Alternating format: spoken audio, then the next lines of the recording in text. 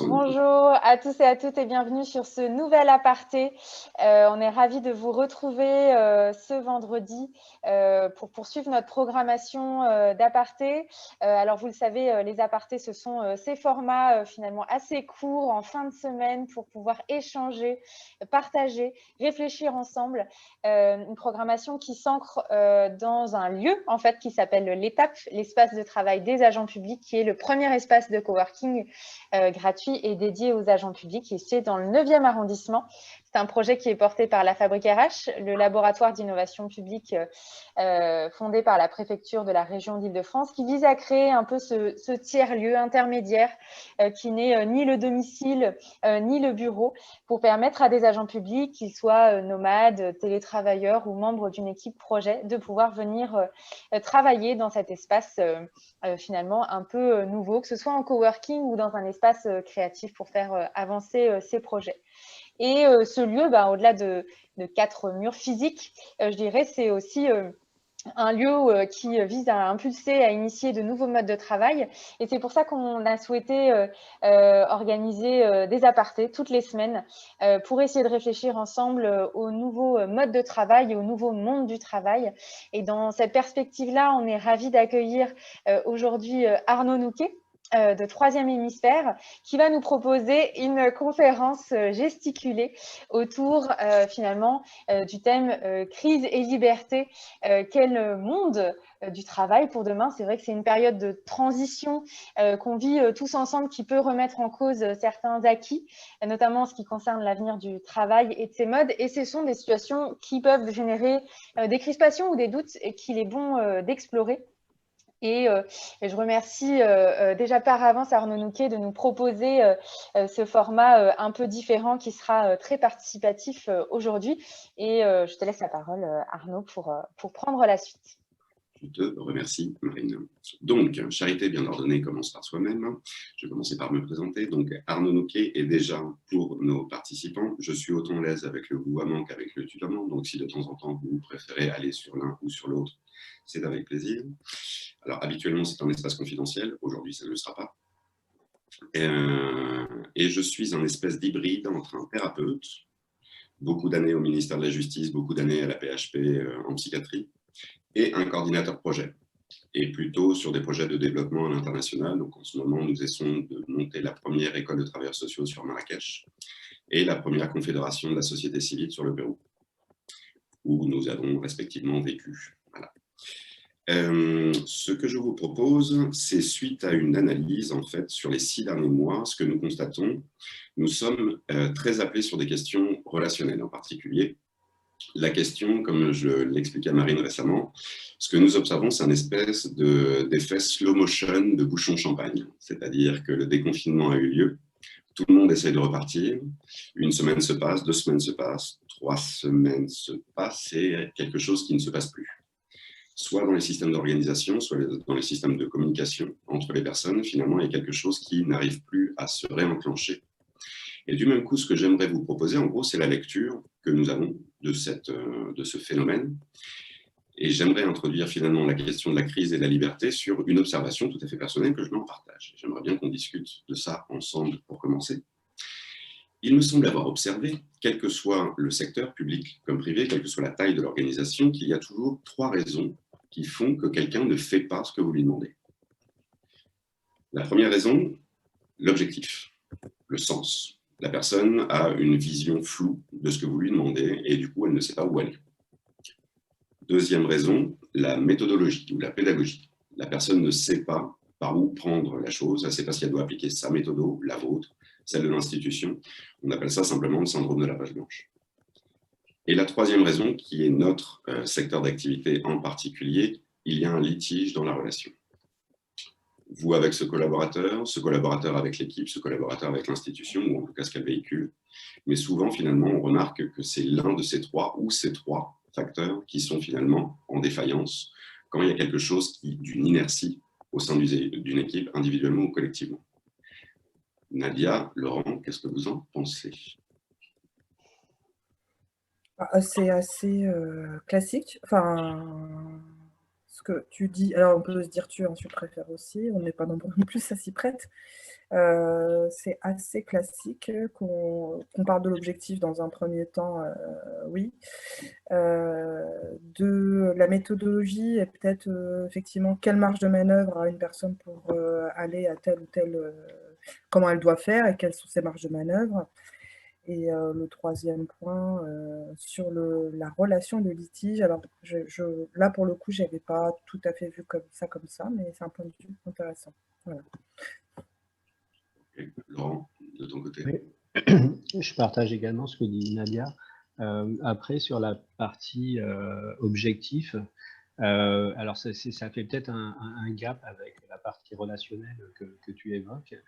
C'est que des fois, on sait quel est l'objectif, mais par contre, on ne veut pas y aller de la même manière. Ou alors, on n'accepte pas l'objectif. Tu vois, c'est une sorte de remise en question, avec cette idée aussi qu'il y a un côté individualisation et expression personnelle qui est de plus en plus développée aujourd'hui.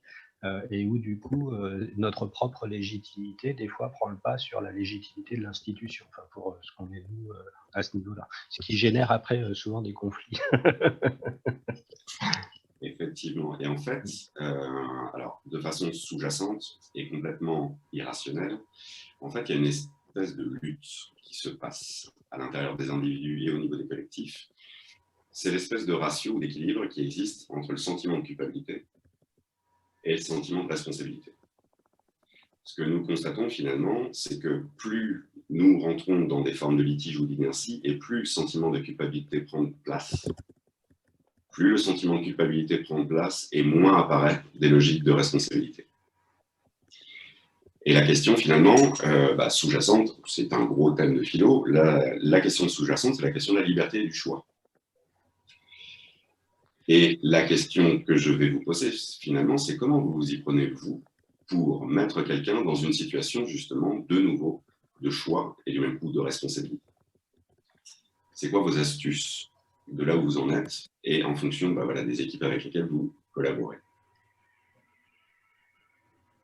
Ah oui, oui.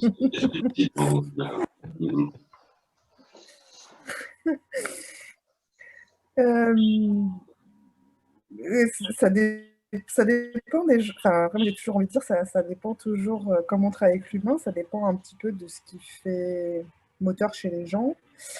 Il peut y avoir des personnes pour qui c'est des considérations, la question de l'objectif et du sens, ces questions-là vont être à rapprocher d'une dimension éthique ou déontologique. Donc là, il faut travailler cette question-là, j'ai envie de dire.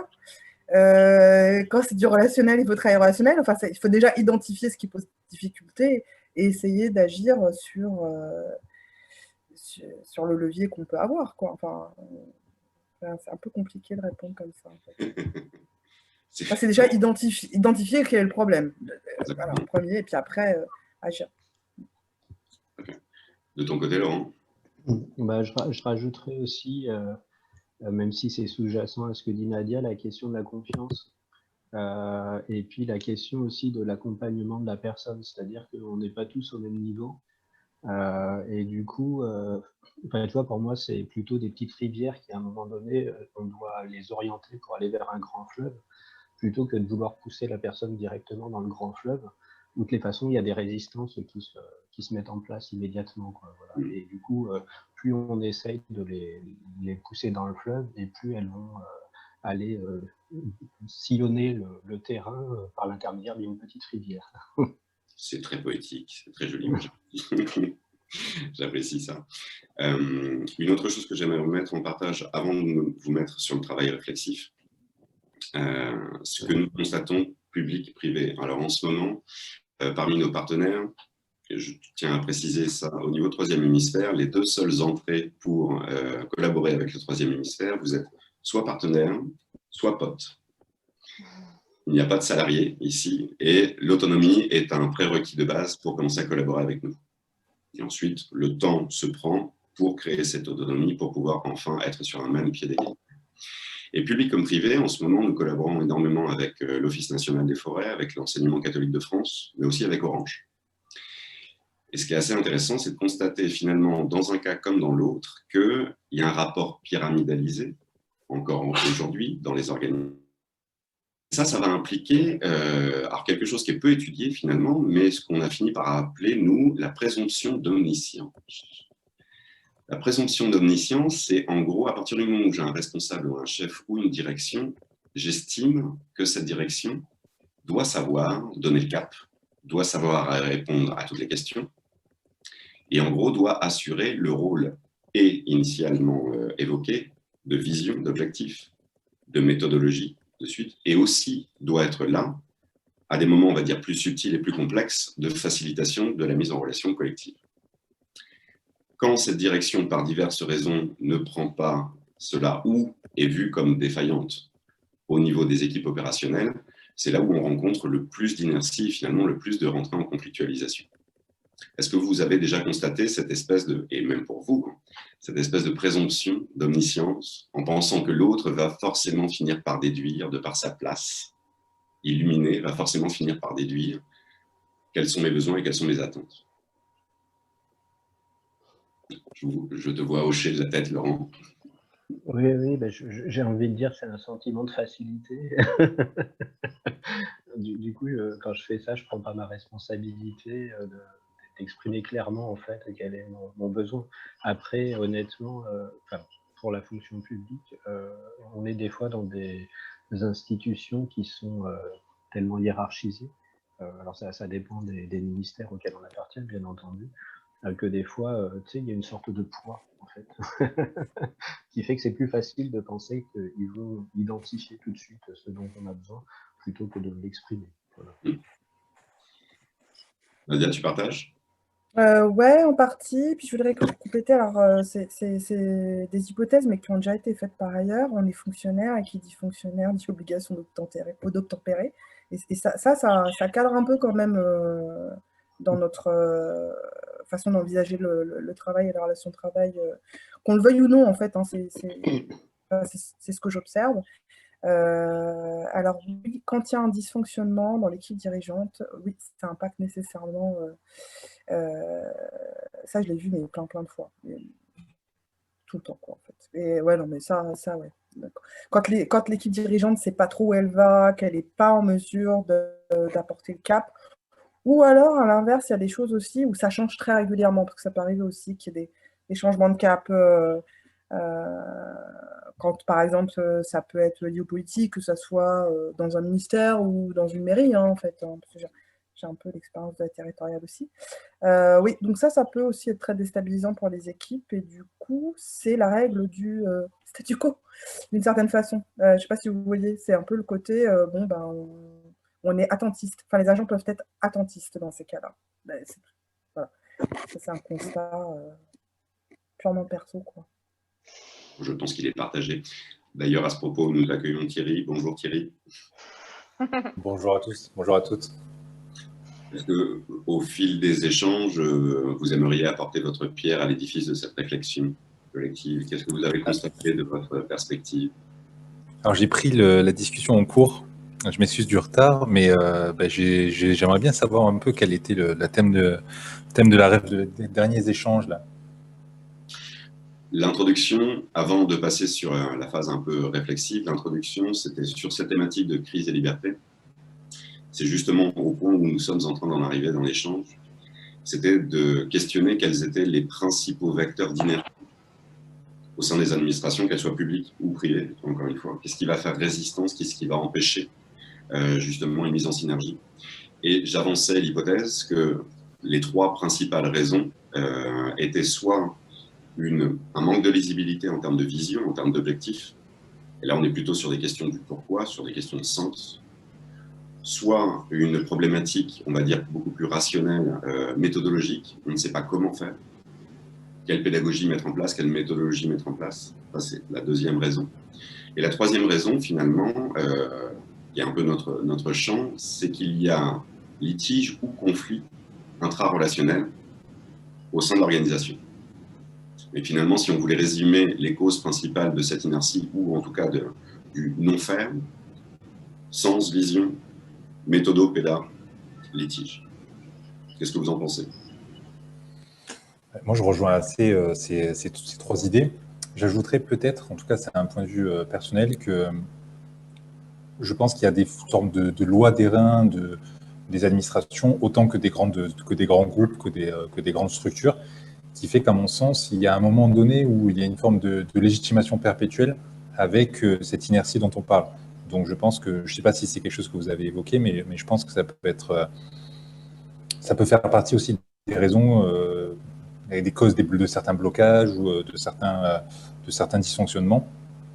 Je pense qu'aussi, c'est vrai qu'on a, je ne sais pas si ça a été évoqué ici, mais la question du top management ou des gens qui sont passés par certaines écoles et qui, du coup, ne sont pas forcément dans une logique de compréhension de comment fonctionnent les groupes à une échelle qui sont sous leur responsabilité, et à qui ils donnent des directives, qui, du coup, pensent qu'il suffit de dire ou qu'il suffit de dire, de faire pour que ça soit fait ou fait automatiquement. Et donc, je pense que ça aussi, c'est quelque chose qui me paraît aussi être une cause des ralentissements, des incompréhensions aussi. Et cette façon d'avoir peut-être une forme d'empathie et de compréhension qu'on fonctionne tous différemment et qu'il ne suffit pas qu'on n'a pas tous la même façon de concevoir les choses, la même façon de solutionner les problèmes. Et peut-être qu'une partie certains dirigeants ne sont pas assez formés à ça ou n'ont pas forcément ça, en tout cas, dans leur cursus. Puis après, c'est vrai que je rejoins Laurent et Nadia sur la question qu'il y a aussi une obligation légale, une obligation culturelle d'obéissance, ou en tout cas de respect des directives qui sont données par le plus haut. Donc en plus, il y a des cultures ministérielles qui jouent, hein, ou des cultures administratives. Ça dépend évidemment des structures, mais je pense que globalement, c'est quelque chose qui est assez présent.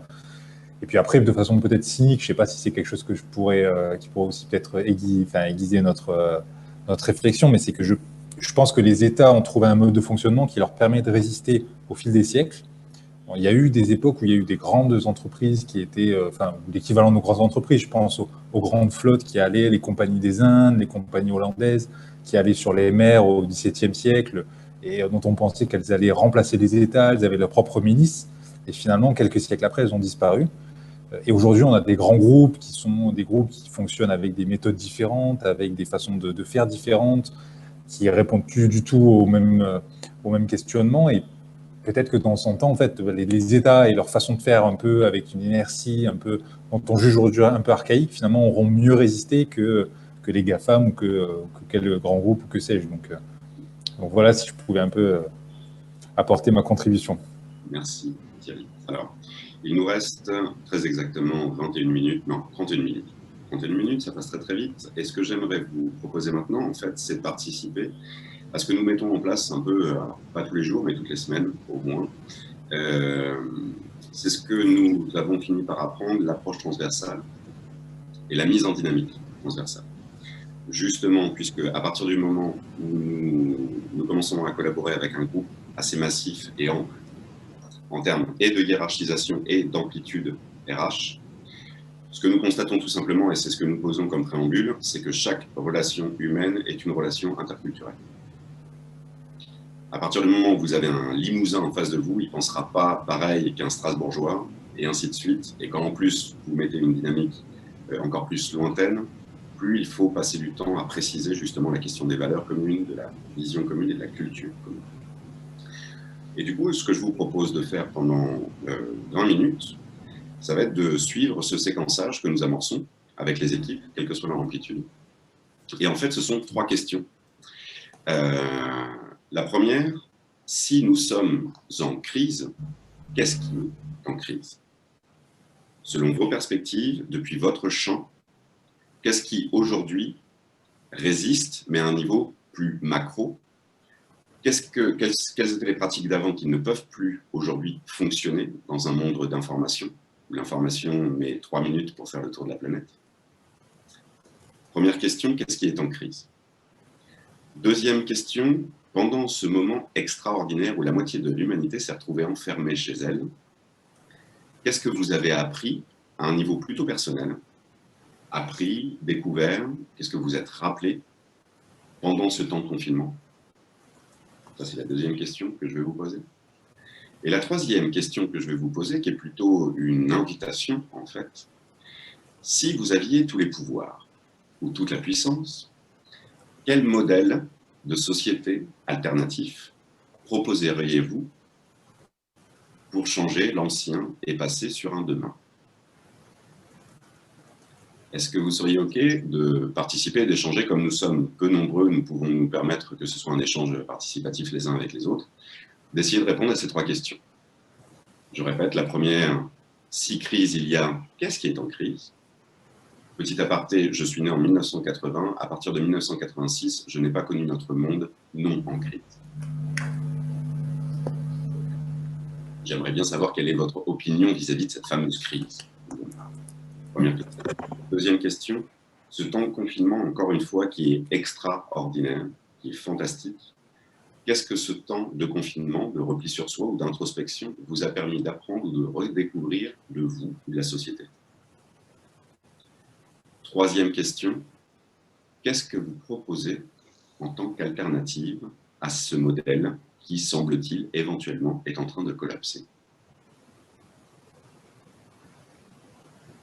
Marine, qu'est-ce que tu en penses, toi? D'après toi, c'est quoi la crise? Qu'est-ce qui est en crise?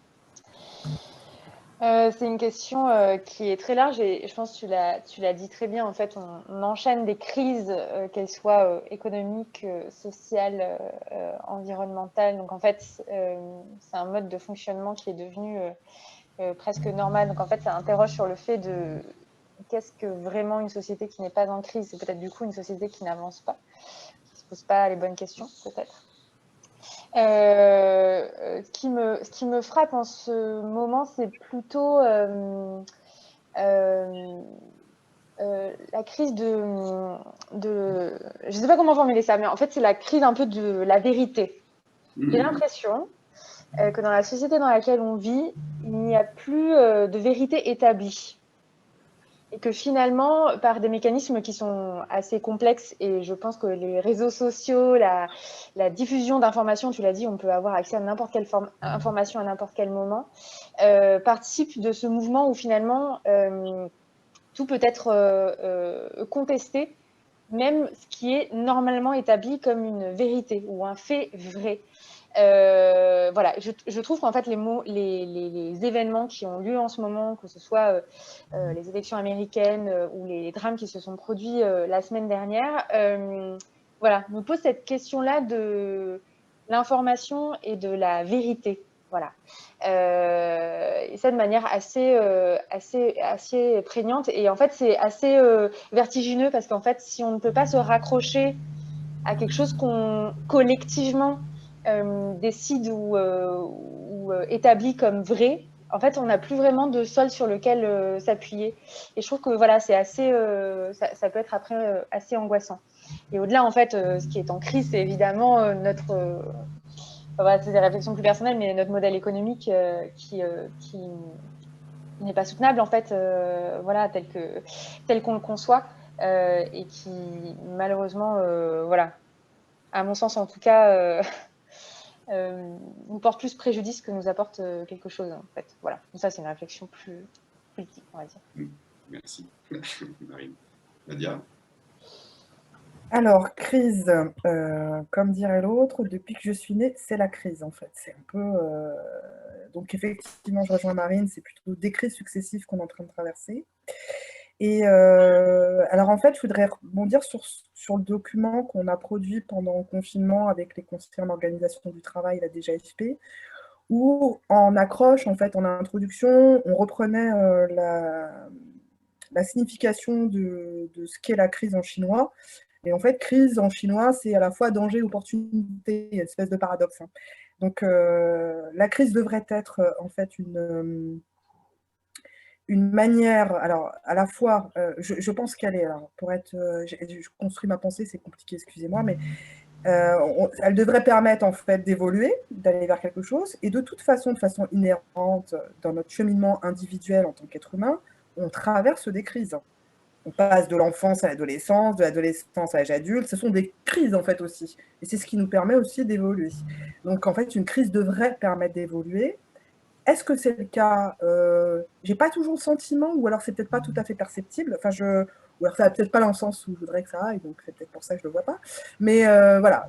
Donc ça, c'est pour poser la question de qu'est-ce que la crise et qu'est-ce qui fait crise. Il peut y avoir énormément d'éléments. mais je pense qu'intrinsèquement, c'est inhérent à l'humanité, la crise. Bon, donc, une fois qu'on a dit ça, j'ai pas dit grand-chose, mais bon. Voilà. Une thèse de philo en 2 minutes, c'est pas mal quand même. Voilà. Donc, alors, la suite de la question, alors du coup, je me dis, c'est, voilà, ça devrait être cette opportunité de réfléchir à comment sortir de la crise, comment se transformer, et c'est peut-être ça qui est difficile, peut-être que c'est ça, on ne sait pas trop, on ne voit pas trop, ça rejoint la question du cap pour aller où et faire quoi. C'est la question, alors je reviens, je continue sur, c'est quand même la question qui m'est revenue beaucoup pendant le confinement dans mes temps de solitude et d'introspection, c'est finalement, est-ce que c'est toujours valable de faire des projets? Parce que alors, franchement, même maintenant, c'est compliqué, hein, ne serait-ce qu'aller au théâtre ou au ciné, voir des amis, voyager, tout est devenu très aléatoire. C'est-à-dire que ça nous a... Et puis la façon dont les annonces ont été faites sur le confinement, enfin, je ne sais pas si vous vous souvenez, mais c'est très violent et à chaque jour, il y avait une nouvelle annonce. Et en fait, ça nous oblige à vivre au jour le jour.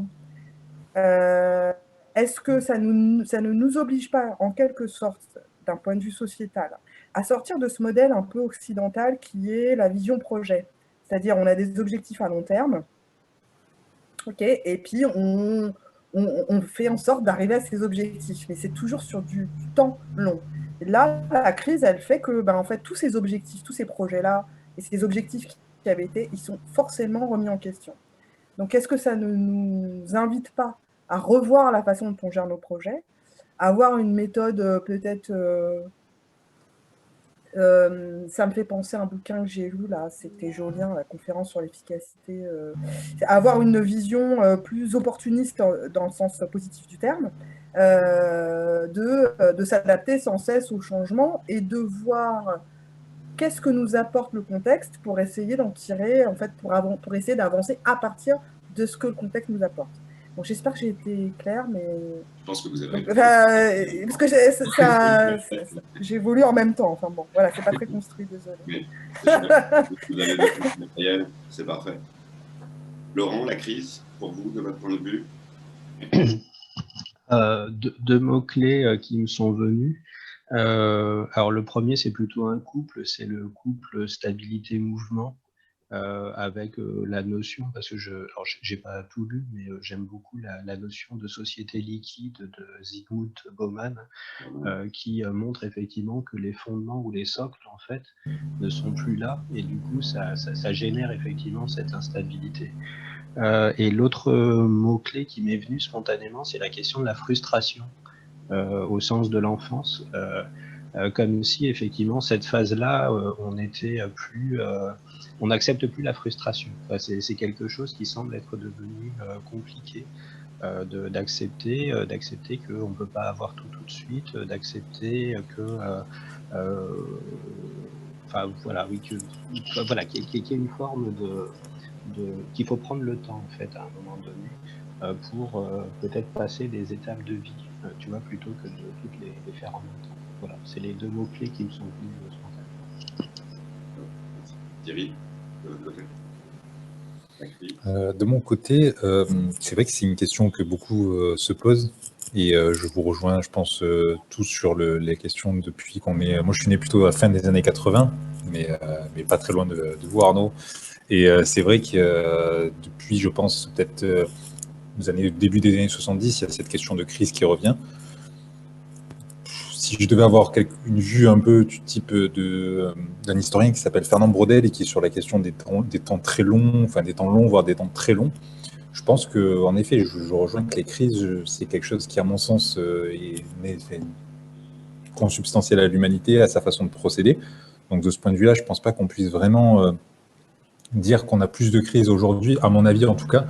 Peut-être qu'on sortait d'une période qui était une période spécifique aussi dans notre histoire moderne, en tout cas en Europe de l'Ouest, au sortir de la Deuxième Guerre mondiale, avec la reconstruction, une période qui a peut-être été aussi un peu magnifiée avec le récit des Trente Glorieuses et toutes ces questions-là, qui je pense n'était pas pour tout le monde, mais en tout cas peut-être pour une majorité de la société occidentale et encore, je pense en France, parce qu'il y a d'autres pays dans lesquels c'était beaucoup plus difficile, au niveau politique aussi.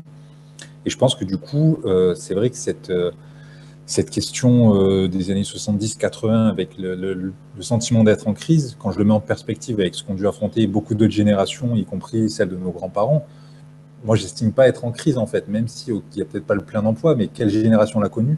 Et aujourd'hui, encore dans le monde, enfin, quand on va dans des pays au Moyen-Orient ou en Asie ou en Afrique, je pense que c'est des situations très difficiles que les gens doivent affronter. Et moi, en tout cas, de mon point de vue, je ne m'estime pas être vraiment dans une société totalement en crise. Alors, c'est facile à dire, évidemment, et je pense que d'autres partageront pas cet avis parce qu'ils subissent de plein fouet des problèmes économiques, des difficultés.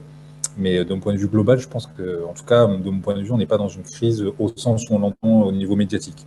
On est plus dans la continuité et finalement ce qui s'est fait depuis très longtemps à l'échelle humaine. Je rejoins assez Nadia sur l'idée qu'il y a une forme d'ambivalence et on peut voir aussi les crises comme des moments de changement. Alors, ces moments-là se font des fois au détriment des plus faibles, donc je pense que c'est surtout ça qu'il faut veiller à ne pas... Enfin, c'est lesquels dans lesquels il faut veiller à ne pas tomber, je pense.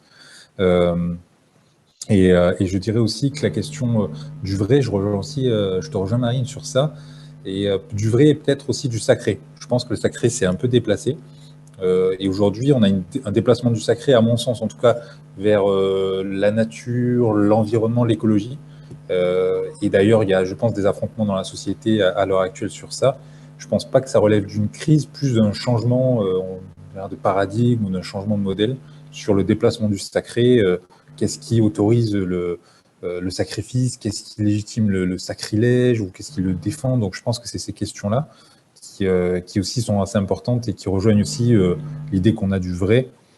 Et une dernière chose sur la vision peut-être occidentale qu'on pourrait avoir, à mon sens aujourd'hui, ce qui nous manquerait, c'est plus une planification. Je pense que, et au niveau notamment des grandes structures administratives et peut-être de l'État, on est beaucoup plus dans une... J'ai le sentiment que l'État subit et que l'État vient souvent après que les choses se soient passées. Et je pense qu'on gagnerait aussi à avoir une vision de planification de plus moyen ou long terme, même si c'est aussi contraire au modèle économique actuel, mais qui nous permettrait d'avoir des orientations un peu plus longues et du coup, qui seraient moins astreintes aux ambitions de court terme. Et forcément, au niveau du court terme, bon, il y a des choses qui doivent être faites et qui sont pas forcément favorables au développement et on va dire à l'épanouissement tout un chacun. Alors là, je suis en train de vivre un conflit intérieur parce qu'il nous reste très exactement 16 minutes et dans le même temps très très envie de participer ou en tout cas de mettre ma pierre à cet édifice et j'aimerais bien aussi participer à l'autre. Du coup, je vais modeler un petit peu notre accompagnement. Je vais me permettre de ma vision sur cette situation. Je vous rejoins, Nadia et Thierry, concernant, et d'ailleurs aussi l'apport que nous a donné Laurent. Je pense que cette crise, effectivement, ce mot qu'on utilise pour nommer tous ces bouleversements et ces changements, finalement, touche ce qu'on appelle les paradigmes. Les paradigmes, et les paradigmes occidentaux en particulier, étymologie du mot travail, tripalium, objet de torture. Étymologie du mot famille, réputation, cercle d'esclaves. Étymologie, pharmacie, venin, cure. L'Occident porte en son sein effectivement une certaine ambivalence vis-à-vis de la vie et je vous rejoins assez Thierry sur cette question de cette séparation qui a eu lieu au début du XXe siècle entre les affaires politiques et les affaires religieuses a créé une espèce de dissension entre le matériel et le spirituel. C'était déjà engagé par l'avènement des sciences positivistes et par cette séparation très cartésienne entre ce qui est de l'ordre du rationnel et du touchable et ce qui est de l'ordre transcendantal. Et je pense qu'en fait, nous sommes en une réinterrogation profonde, sous-jacente, la plupart du temps inconsciente, et quelque part, ce qui nous attend, c'est un rabibochage entre le matériel et le spirituel dans cette question ou de planification ou de mise en sens. Lecture tout à fait personnelle. Maintenant, j'aimerais, en 2 minutes chacun, on n'a pas beaucoup plus de temps, que vous mettiez un mot sur ce que vous avez appris, compris ou réalisé pendant ce temps de confinement. Et si vous deviez préconiser vers une organisation, une administration, un État, vers notre espèce humaine, Si vous deviez donner une préconisation de focus, de vision, d'orientation, quelle serait-elle? Marine? Toujours moi qui commence et qui suis les plâtres. En un mot, ce que j'ai appris du confinement, c'est que j'étais privilégiée. Voilà. Je pense que des fois, quand on est dans la vraie vie, on s'en rend pas totalement compte.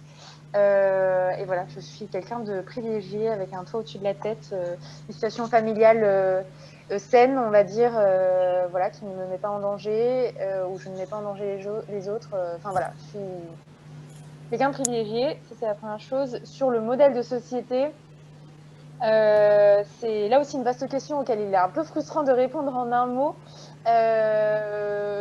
J'opterais peut-être pour le mot inclusif, parce que je trouve que finalement c'est ce qui est le plus important, quel que soit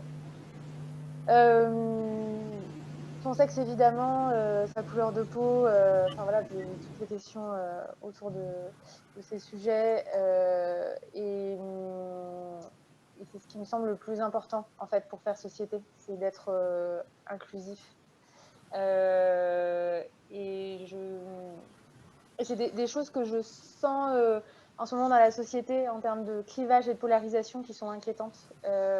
Et si cette crise doit apporter un nouveau modèle de société, je préférerais que ce soit celui-là plutôt que voilà, certaines choses qui sont en train de se dessiner. Merci Marine. Laurent? C'est super compliqué. Oh, la grosse colle. Et encore, j'ai de la chance, Marie est passée avant. Ouais, non, sur les apprentissages pendant le confinement, moi, les 2 points principaux, c'est la question des libertés, parce que c'est quand même ce qui a été tout de suite mis, enfin voilà, pour des raisons sanitaires, etc., etc. Mais ça a beaucoup interrogé. Voilà, et moi, c'est une valeur qui m'interroge beaucoup, qui va avec la responsabilité. Et puis l'autre chose, parce que c'est quand même un peu ce qui s'est vu dans le confinement, c'est un peu des formes de nouvelles solidarités. Alors pas partout bien sûr, mais du coup on a quand même l'impression que la personne qu'on voyait plus forcément dans la rue parce qu'elle était, on avait l'habitude de la voir en train de faire la manche ou quoi que ce soit, ben on la voit différemment dans ces moments-là. Peut-être aussi parce qu'on a plus de temps, enfin bon an mal an, en étant confiné dans son kilomètre autour de chez soi, ça amène ça. Voilà, c'est les 2 enseignements entre guillemets. Et alors la question sur la société future, là aussi, je rejoins Thierry avec la notion de transcendance à un moment donné par rapport à ça. Et moi, je crois beaucoup effectivement à cette capacité de transcendance au travers de la culture qu'on n'a pas, enfin culture au sens ministère de la culture. C'est-à-dire que tu vois, quand on est face à un tableau, par exemple, on est transcendé par le tableau. Mais ça demande effectivement d'habituer son regard, de trouver son style, enfin le style qui va nous parler et qui va pas nous parler au cerveau. Alors je sais plus si c'est gauche-droit, mais en tout cas à l'esprit créatif, quoi, tu vois. Et je trouve que là, ça permet de relier les personnes au-delà effectivement de nos différences, quoi. Voilà, on peut s'entendre sur un niveau de transcendance par rapport à ça. Voilà, je ne vais pas plus loin pour pas. Merci. Nadia? Ah, le micro, Nadia. Est-ce que vous pouvez brancher votre micro? Je n'ai pas dérangé, du coup j'ai pris mon micro. Oui, donc effectivement, je souscris à ce que viennent de dire Marine et Laurent.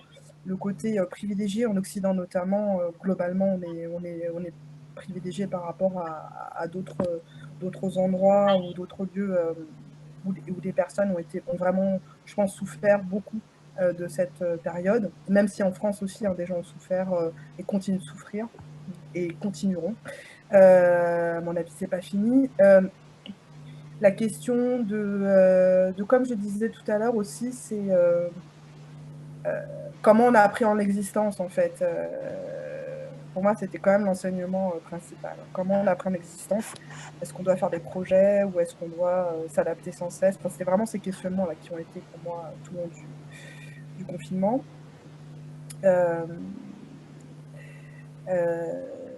Comment faire société après, je trouve que c'est très très compliqué parce qu'en fait, l'autre chose qui a été très compliquée aussi pour moi, ou pas compliqué, mais en fait, je me suis dit que pendant le confinement, chacun y trouvait ce qu'il avait envie d'y trouver, ce qu'il avait envie de vérifier. Hein, c'est-à-dire qu'un complotiste vérifiait toutes ses théories, que ceux qui étaient écologistes vérifiaient aussi les théories, que ceux qui pensaient... Enfin, tout le monde a vérifié, ceux qui étaient plutôt dans le social vérifiaient qu'on creuse des inégalités. En fait, tout le monde a pu vérifier exactement. Donc, est-ce que ça a permis de faire bouger les choses? Ma question, elle est là et je n'ai pas de réponse. Hein. C'est est-ce que ça a permis de faire bouger les choses ou ça n'a fait que renforcer les gens dans leurs croyances? Bon, voilà, c'est un peu ça. Donc, à partir de là, c'est très compliqué d'anticiper, de se dire quelle serait la société idéale si j'avais une baguette magique, comment je m'y prendrais. J'en sais rien, pour être très honnête. Je suis même pas... Enfin, j'aurais envie de dire d'abord qu'est-ce qui fait sens globalement, collectivement, pour l'humanité. Je pense que tout le monde a envie d'être plutôt bien, en sécurité, confort, enfin voilà, tout le monde aspire à ça. Comment faire pour y arriver avec un minimum de solidarité, donc d'inclusion, et sans... et est-ce qu'il ne faut pas renoncer à une forme de concurrence aussi? Parce que finalement, c'est peut-être utopique ce que je dis, mais solidarité, partage, inclusion, en fait, c'est plutôt ces valeurs-là que j'aurais envie aujourd'hui de voir en premier lieu. Merci Nadia. Thierry? Apprentissage? Sur le confinement. Pardon? Oui, allez-y. Sur le confinement, je rejoins vraiment ce qu'a dit Marine. Notamment en tant que jeune fonctionnaire, c'est vrai que quand on se rappelle les périodes, y compris dans les années 2010, quand il y a eu les crises économiques dans le monde privé, c'était très difficile. Et donc ça, je pense que le sentiment d'avoir, en effet, au niveau personnel et puis au niveau professionnel aussi, beaucoup de chance d'avoir été fonctionnaire durant cette période. La deuxième chose, je pense, c'est l'aspect sidération ou stupéfaction qu'on a pu ressentir face, comme disait Laurent, aux questions des libertés publiques. Et au fait, je pense que beaucoup étaient prêts à, y compris, je pense que l'ensemble des personnes étaient prêtes à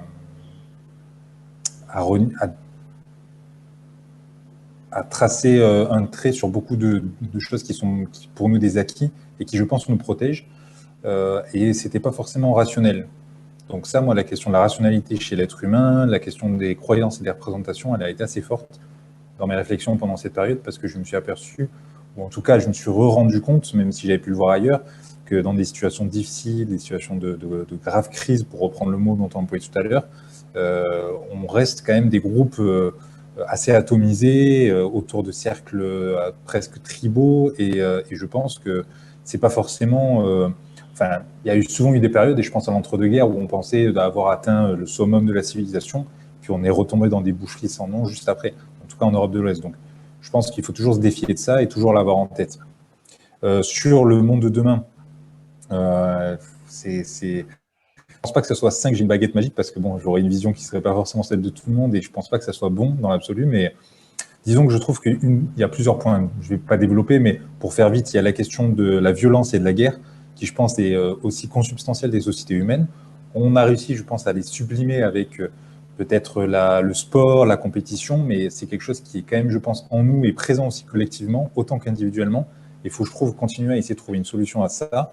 La question de trouver aussi un sens spirituel, des nouvelles utopies, mais sans Dieu, donc peut-être la nature, mais ça reste à définir. Et pour ce qui est de la question de la France, la question en effet du régime politique, on entend souvent des gens parler de la République, je pense que c'est bien, mais est-ce que c'est la fin? Est-ce que c'est partagé par tout le monde? Donc il y a cette question-là. La question aussi de l'enracinement et du fait que je pense qu'un certain nombre de personnes sont enracinées, que ce soit dans des quartiers ou que ce soit dans des zones rurales, et je pense que c'est des personnes qu'il ne faut pas oublier dans le cadre de l'élaboration de nos visions de société. Je pense qu'il faut vraiment se défier de ce biais cognitif qu'on a de voir le monde uniquement à travers nous ou notre groupe social. Et je ne pense pas que tout le monde ait envie d'avoir une vie, des gens comme nous dans les grandes métropoles, de voyager partout, etc. Je pense que ça, ce n'est pas le vœu de tout le monde. Et ça, c'est si on veut avoir une vraie société qui ne soit pas atomisée, qui ne soit pas un modèle que moi j'apprécie moins, certains modèles anglo-saxons. Je pense qu'il faut vraiment veiller à ça. Je dirais qu'une des formes de solution, ce serait peut-être la question du bien commun. Donc le bien commun, c'est pas la somme de tous les intérêts particuliers, c'est pas non plus la prédominance d'un groupe qui a réussi à se représenter par rapport à d'autres. C'est plutôt un système de société qui permet à tout un chacun de trouver son bien particulier. Et je pense que c'est une question qui est pensée depuis longtemps et je pense que c'est une piste de réflexion assez intéressante pour l'avenir. Merci beaucoup. Vous m'avez donné beaucoup de matériel pendant ces 30 minutes et je vous en remercie. Il nous reste très exactement 3 minutes. Le challenge en 3 minutes, c'est vous donner ma vision de cette chose basée sur ce que vous venez de dire. Et déjà, une première restitution. Partage, rationalité, espoir, inclusion, transcendance. Passer d'un monde qui éventuellement est basé sur l'art de la guerre, le Yun-Su. Ce monde de guerre, ce monde de violence. L'art de la guerre, comme le dit très justement Yun-Su, c'est l'art du mensonge. Et que peut-être, effectivement, ce que nous sommes en train de vivre, c'est ce qui a été évoqué par Marine tout à l'heure, ce que nous sommes en train de vivre, c'est qu'il faut impérativement rééquilibrer cet art de la guerre par l'art de la paix. Si l'art de la guerre est l'art du mensonge, l'art de la paix est l'art de la vérité. Comment, du coup, trouver une vérité qui fait sens pour tous? Là m'est venue, après l'apport de Thierry, cette relation entre le global et le local. Certains, effectivement, ont besoin de s'agglomérer, de se sédentariser. D'autres ont besoin de s'éclater et de se nomadiser. Comment une association entre ces deux-là, une répartition et un équilibre entre ces deux-là. Et j'aimerais clore, parce que ça m'a fait écho vos échanges, sur l'observation d'un monsieur qui s'appelle Ken Wilber, qui a passé beaucoup d'années à modéliser tous les apports de la sagesse à travers les civilisations et les cultures, dans un bouquin en particulier qui s'appelle « Une brève histoire de tout ». Et il a ce mot qui, pour moi, est un guide, inclure pour transcender. Et ça, j'entends derrière inclure pour transcender, passer d'une idée révolutionnaire, culpabilisante, meurtrière, à une idée évolutionnaire, de changement d'air. Et sur ce, j'arrêterai là et je redonnerai la parole pour conclure à Marine à 11h59. J'ai respecté mon carreau pour elle. Merci beaucoup Arnaud. On a encore voilà, quelques minutes et on veut continuer à échanger. Si vous voulez rebondir sur la conclusion d'Arnaud, on n'est pas non plus à la minute près. Je trouve qu'on a mobilisé beaucoup de notions intéressantes et de réflexions, donc on peut laisser encore l'espace d'échange ouvert quelques minutes. Dans ce cas-là, je suis, alors bien évidemment, j'ai un esprit en arborescence, ce qui veut dire que je suis en train d'écrire en ce moment 15 articles et livres en même temps, à peu près. Et je superpose, quand je vous écoute, je superpose une trentaine de grilles d'analyse en même temps pour voir quels sont les échos dans un cas et dans l'autre. Une réponse qui me semble une réponse transversale, et l'avantage de Troisième Hémisphère, encore une fois, c'est que nous partageons ces réflexions avec des amis qui sont à Hong Kong, d'autres qui sont en Amérique du Sud, d'autres qui sont en Afrique, ainsi de suite. La grande question que nous partageons avec nos collaborateurs en ce moment, c'est est-ce que nous ne devrions pas simplement travailler, et à tous les niveaux de la société, à l'émergence d'une conscience d'espèce. Au-delà d'un rapport local, au-delà d'un rapport ethnique, au-delà d'un rapport flou qui est en général celui qui est culturel, est-ce que nous ne devrions pas travailler, mettre en débat, mettre en partage à tous les niveaux de la société, depuis l'école maternelle jusqu'aux hautes écoles, cette question de comment faire émerger aujourd'hui une conscience d'espèce, une conscience universelle d'espèce. Qu'est-ce que vous en pensez? Oui, Thierry. Je trouve que c'est une réflexion très pertinente. Il faut, je pense, pour créer un tel rapport, je pense qu'il faut deux choses. La première, ce serait la même chose en réalité, ce serait la question d'un danger ou d'une menace. Moi, je le vois comme ça. Et il y a en effet la question du changement climatique. Il y aurait la question d'une forme, c'est un peu dans les films de science-fiction, l'adversaire martien qui arrive et qui fait que l'humanité coalise pour faire face à ça. Et c'est René Girard qui avait beaucoup développé cette idée du bouc émissaire. Et je ne sais pas si l'humanité... je ne vois pas en tout cas quel pourrait être le bouc émissaire de l'humanité aujourd'hui, parce que je pense que c'est nécessaire à la coalition d'un groupe humain. Est-ce que justement, nous ne sommes pas arrivés... Il y a beaucoup de théoriciens qui parlent de l'espèce humaine comme une espèce adolescente.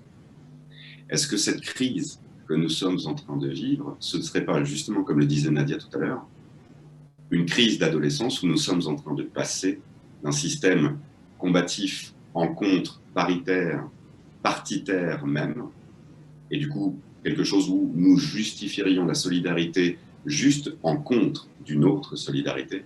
Est-ce que nous ne serions pas en train de passer simplement d'un système révolutionnaire de contre-pouvoir à un système basé sur la puissance et un système orientant vers l'évolution et non plus la révolution? Est-ce que nous sommes toujours obligés de devoir afficher, comme Girard le disait, un bouc émissaire pour justifier de notre cohésion? Est-ce qu'on n'est pas mûr pour passer à autre chose? Laurent? Non, je plaisante. Merci.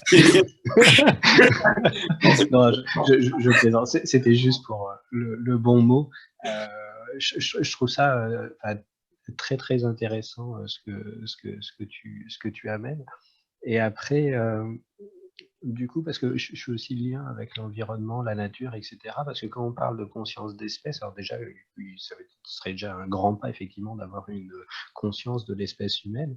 Mais après, c'est aussi comment cette conscience de l'espèce humaine rentrerait en lien avec la conscience des autres espèces avec lesquelles nous partageons le même... tu vois, de manière à ce qu'on ne soit plus en contre entre nous, ce qui est déjà un grand pas, mais qu'on soit plus en contre aussi avec notre environnement. Tu vois, parce que on peut penser qu'il y a une forme de tendance naturelle, effectivement, où c'est un schéma qu'on a appris, je sais pas, qui est là depuis des millénaires, à s'identifier par rapport à l'autre, effectivement, comme tu disais, par rapport à quelque chose, et plutôt en contre qu'avec. Voilà. Après, peut-être que cette prise de conscience au niveau de l'espèce humaine sera aussi une manière de penser différemment les relations aux autres espèces et à notre environnement global. Justement, si je peux me permettre de rebondir là-dessus, le fait de penser en termes d'espèces, justement, remettrait peut-être un peu d'équilibre entre les différentes espèces et entre les différents règnes sur cette planète. Et quand on y regarde, là, on a un peu plus de recul sur Darwin et un peu plus de recul sur la lecture qui a été faite de Darwin. Pas forcément ces mots, mais comment ils ont été interprétés. On rencontre dans la nature beaucoup plus de systèmes collaboratifs que de systèmes compétitifs.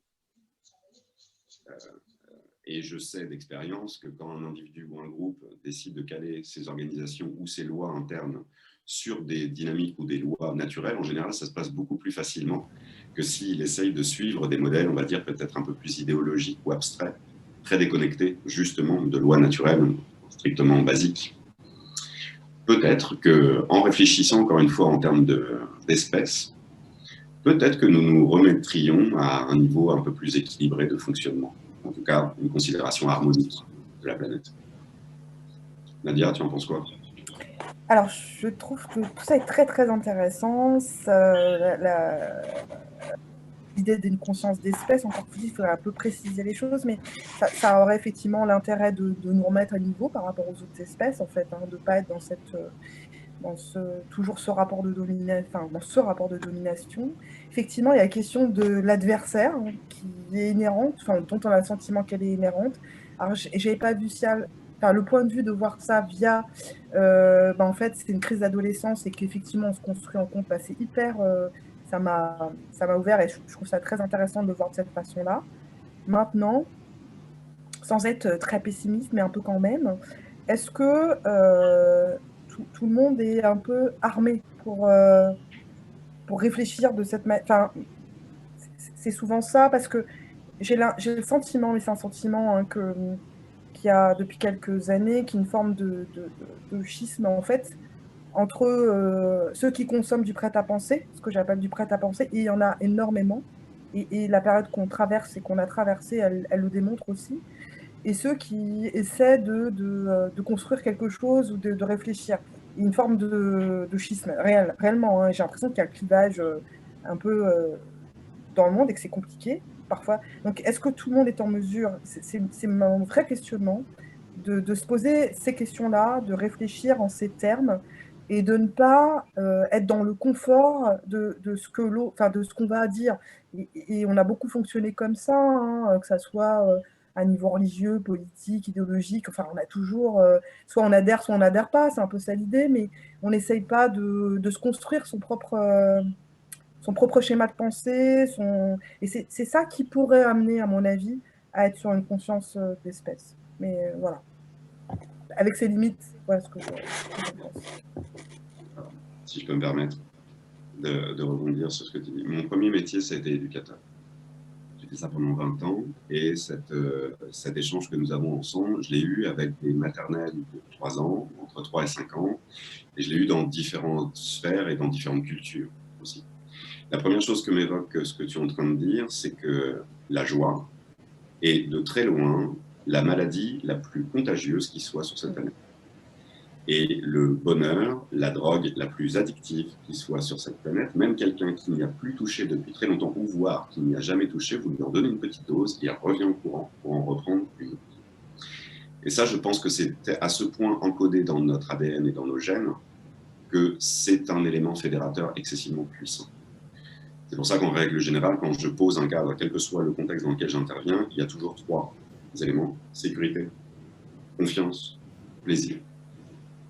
Quand vous assurez ce cadre-là, que ce soit à un niveau pro ou à un niveau perso, quel que soit le niveau relationnel dans lequel vous êtes, ce cadre-là, en général, permet justement de reprendre goût à la joie et au bonheur et d'être ensemble. La deuxième chose à laquelle je pensais, je vis cette situation et nous sommes assez nombreux. Nous sommes nombreux et éparses. C'est ça le problème. C'est qu'on est loin les uns des autres et qu'on ne sait pas à quel point nous sommes nombreux, mais nous, justement, qui travaillons à faire le lien, on se rend compte à quel point la conversation qu'on vient d'avoir là, ce matin, pendant cette heure-là, énormément de monde, partout, sur toute la planète, à tous les niveaux d'échange, y compris dans des PMU, ont cette même réflexion à différents degrés d'élaboration, mais ce n'est qu'une question de langue. Ce n'est toujours, et c'est moi ce que je considère être un traducteur. Je ne fais que traduire le champ spirituel, par exemple, au champ matériel, et différents niveaux de complexité. Mais finalement, nous sommes tous dans nos différences du même. Quand on arrive et qu'on prend le temps à créer ce contexte de sécurité, de confiance et de plaisir, vous retrouvez ce même partout. Et les anciens clivages, finalement, deviennent secondaires, j'ai envie de dire. Marine ? Peut-être du coup pour conclure, parce que là on a un petit peu dépassé, mais en fait ce que tu dis me donne envie de rajouter quelque chose. Tu parlais de 3 principes: sécurité, confiance, plaisir. Moi je rajouterais égalité, parce que je pense qu'on ne peut pas construire une conscience d'espèce ou une société en règle générale si elle est profondément inégalitaire. Et je pense qu'en fait c'est des principes que l'on retrouve à tous les échelons. Sécurité, égalité, confiance, que ce soit à l'échelle d'une société, mais aussi à un échelon plus personnel, de sa famille, de son couple, de ses amis. Et voilà, et ça me fait beaucoup penser à ça. Et ces 3 principes sont extrêmement bien documentés par Gauthier Chapelle et Pablo Servigne dans leur livre L'autre joie de la jungle, qui fait tout à fait écho à ce que tu disais, Laurent, et ce que tu disais, Arnaud, sur le fait qu'en fait, par nature, contrairement à ce qu'on peut penser, en fait, les animaux, pour survivre, et les espèces en règle générale, qu'elles soient minérales, végétales ou animales, sont obligées de collaborer. Et en fait, c'est ça l'autre loi de la jungle. La loi de la jungle, c'est pas le combat, la violence et la guerre, c'est la paix et la collaboration pour que chacun puisse survivre. Donc voilà, c'est un peu ce que m'évoque ce que tu disais pour conclure. Chouette, ça me semble super comme conclusion. Bon, bah, il me reste du coup à vous remercier tous collectivement d'avoir pris part à ces réflexions et surtout d'y avoir mis du vôtre en fait aussi avec sincérité, des apports qui sont voilà, individuels et très personnels, et je trouvais que c'était extrêmement enrichissant. C'était un aparté vraiment sur un autre ton que ceux qu'on a pu vivre auparavant, et que voilà, j'ai vraiment envie de poursuivre. Je trouve que c'était vraiment passionnant. Donc merci à vous voilà, d'avoir fait ce pas-là et ce partage-là, c'est vraiment précieux. Il me reste du coup à vous souhaiter une très bonne journée. Merci beaucoup Arnaud voilà, d'avoir accepté d'animer, voilà, de semer des graines, de poser des questions. Je trouve que voilà, c'était vraiment fait de manière extrêmement intelligente. Et peut-être voilà, vous donner rendez-vous pour le prochain aparté qui aura lieu vendredi prochain à 11h, donc même heure, même jour, sur les transitions professionnelles. Il y a peut-être du coup un lien avec ce dont on a parlé, transition professionnelle, puisqu'il y a beaucoup d'interrogations aussi pendant le confinement sur ce qu'on fait et ce qu'on a envie de faire pour de vrai. Et on aura finalement voilà, une réflexion autour des clés ou des leviers pour réussir sa transition professionnelle. Merci beaucoup à tous et à toutes. Arnaud, tu voulais rajouter un... Juste vous dire merci effectivement pour la qualité des échanges et pour tout le matériel que vous venez nous donner. Et puis, merci Marine, merci Arnaud, et merci Laurent et Thierry aussi pour ces échanges, c'était passionnant, franchement. J'ai pris beaucoup de plaisir en fait. Ouais. Je rejoins, voilà, c'était super et très différent et ça nous apporte un autre niveau. Bon week-end. Merci beaucoup. Bon week-end. Au revoir. Au revoir, bonne journée, à bientôt. Ouais.